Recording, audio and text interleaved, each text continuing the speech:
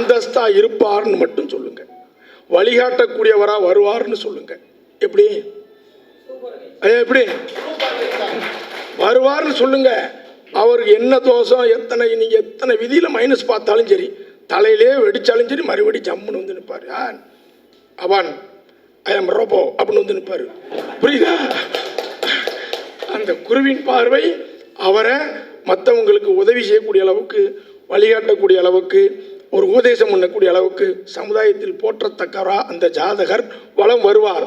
அது 40 வயசில் வராரா, 45 வயசில் வராரா, 50 வயசுக்கு மேலே வராரா, அது தெரியாது. ஆனால் நிச்சயம் உண்டு. ரஜினிகாந்த் உதாரணத்துக்கு தெரிஞ்சவங்க ஜாதகம்.